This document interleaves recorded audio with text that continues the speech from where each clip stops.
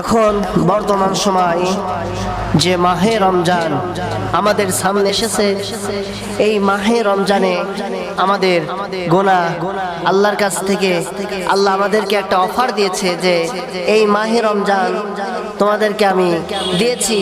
এই মাহে রমজান অলসতায় কাটিয়ে না দিয়ে আমার কাছে চাও, আমি জাহান্নামের দরজাগুলি বন্ধ করে দিয়েছি এবং জান্নাতের দরজাগুলি খুলে দিয়েছি এবং শয়তানকে আমি শিকলি দ্বারা বেঁধে রেখেছি। কিন্তু দেখেন বর্তমান সময় মাহে রমজান মানুষ কেয়ারই করে না, যেটা মাহে রমজান যে খাওয়া থেকে আমাদেরকে বিরত থাকতে বলেছে। আবার দেখেন মাহে রমজান থেকে আমাদেরকে কিছু শিক্ষা নিতে হবে। সেই শিক্ষা হলো যে মাহে রমজান কি জন্য এসেছে, মাহে রমজান আমাদেরকে কি দিবে, আর আমরা মাহে রমজান থেকে আমরা কি নেব, এটা শিক্ষা আমাদেরকে অর্জন করতে হবে। দেখেন মাহে রমজান এসেছে, রমজানের কিছু শিক্ষা আছে। যেমন শিক্ষা, আল্লাহর কাছ থেকে কিছু নিতে হবে এবং আল্লাহ রাব্বুল আলামিনের কাছে চাইতে হবে। কিন্তু দেখেন বর্তমান সময় মানুষগুলো আছে এমন ভাবে রোজা রাখে যেই রোজা আল্লাহ রাব্বুল আলামিনের জন্য হয় না, ওই রোজা হয়ে যায় শয়তানের জন্য, ওই রোজা হয়ে যায় নেতা নেত্রীর জন্য। কিন্তু দেখেন যে এমনও মানুষ আছে যে আজকে আমি সেহরি খাচ্ছি, আজকে সন্ধ্যার সময় অমুক নেতার সাথে ইফতারি করব। দেখেন মানুষ তো বোঝে না, মানুষ শুধু বোঝে রোজা রাখলেই মনে হয় যে আল্লাহর জন্য আমি রোজা রাখছি। কিন্তু না, আল্লাহর জন্য রোজা রাখলে তোমার কোনো আজে বাজে চিন্তা আসতে পারে না।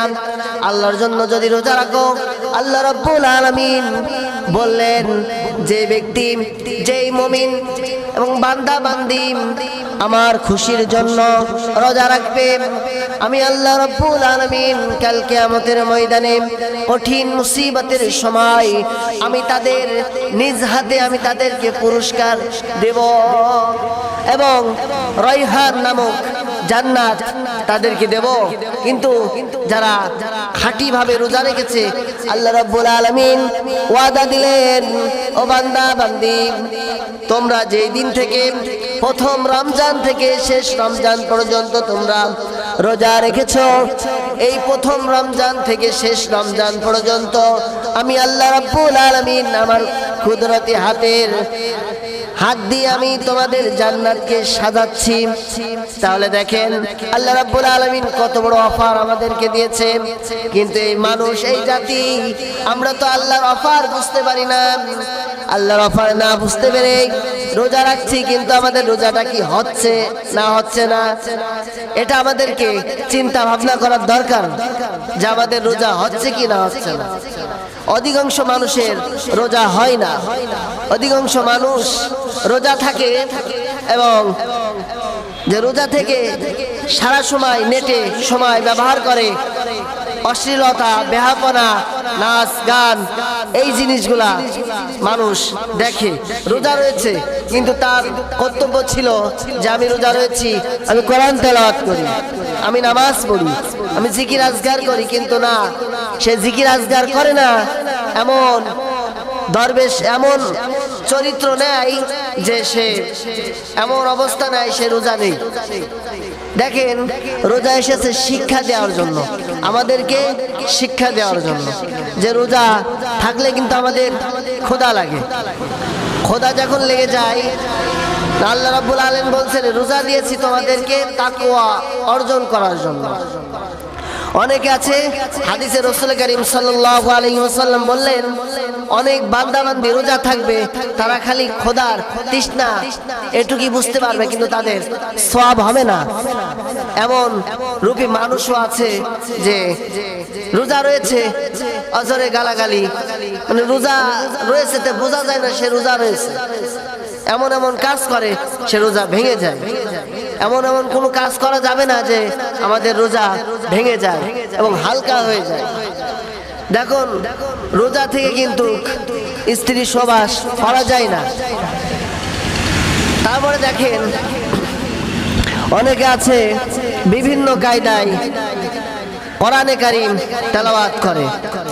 রোজা রমজান মাসে সুন্দরভাবে আল্লাহ রাব্বুল আলামিন বললেন, কোরআনে পাকে বললেন, ওয়ারাতিল কুরআনা তারতিলা, তোমরা তারতিল সহকারে কোরআনুল কারীম তেলাওয়াত করো। এবং তোমরা যদি রোজা যেহেতু ফরজ, নামাজ আমাদের উপরে ফরজ, রোজাও যেমন ফরজ, কিন্তু দেখেন নামাজের বিষয় আল্লাহ রাব্বুল আলামিন বলছেন, একটু টাচ না দিলে আপনারা বুঝতে পারবেন না। ইন্নাস সালাতা তানহা আনিল ফাহশাই ওয়াল মুনকার, যদি নামাজ তোমার সহিহ হয়, নামাজ তোমার যদি সম্পূর্ণ হয়, তাহলে নামাজ তোমাকে অশ্লীলতা কাজ থেকে, বেহাপনা কাজ থেকে তোমাকে বিরত রাখবে। নামাজ যেহেতু ফরজ, বেহাপনা কাজ থেকে তোমাকে বিরত রাখবে। যদি তোমার বেহাপনা কাজ থেকে যদি বিরত না রাখতে পারে, তাহলে মনে করবে ওই নামাজ তোমার সঠিকভাবে আদায় হচ্ছে না, তোমার ওই নামাজ কবুল হচ্ছে না। রোজার ব্যাপারেও একই অবস্থা, যে তুমি রোজা আছো, তোমার ভিতরে রোজা থাকলে তোমার ভিতর থেকে ফাহিশা কথা, অশ্লীলতা কথা, মিথ্যা কথা, বেহাপনা কথা, এইগুলো মানুষকে কষ্ট দেওয়া কথাগুলো তোমার জবান থেকে বের হবে না। তোমার জবান থেকে বের হবে আল্লাহর কথা, আল্লাহ রাসূলের কথা বের হবে। কিন্তু এখন সমাজের মানুষ এমন হয়ে গেছে, রোজা থেকেও মিথ্যে কথা, রোজা থেকেও ব্যবসায় মানুষকে ধোঁকা দিচ্ছে, রোজা থেকেও বিভিন্নভাবে মানুষকে ধোঁকা দিচ্ছে।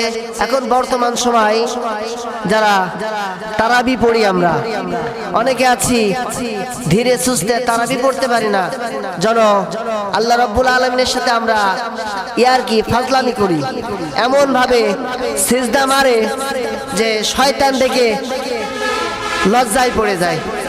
আমাদেরকে সুন্দরভাবে নামাজ আদায় করতে হবে এবং রোজার হক আদায় করতে হবে।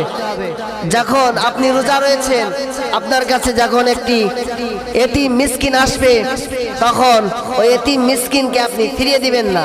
আপনি যদি পূর্ণাঙ্গভাবে মুমিন মুত্তাকিন হন, তাহলে ওই এতিম মিসকিনকে আপনি দূর দূর করে তাড়িয়ে দিতে পারবেন না। আপনি বড়লোক, সমাজে বড়লোক হয়েছেন, আপনার পরে যেই যাকাত ফরজ হয়েছে, এই যাকাতটা আপনি আদায় করেন না। মোটা অঙ্গে শাড়ি দিয়ে, লুঙ্গি দিয়ে আপনি আপনার যাকাতের দায় মুক্ত সেরে ফেলান না, এটা করা যাবে না।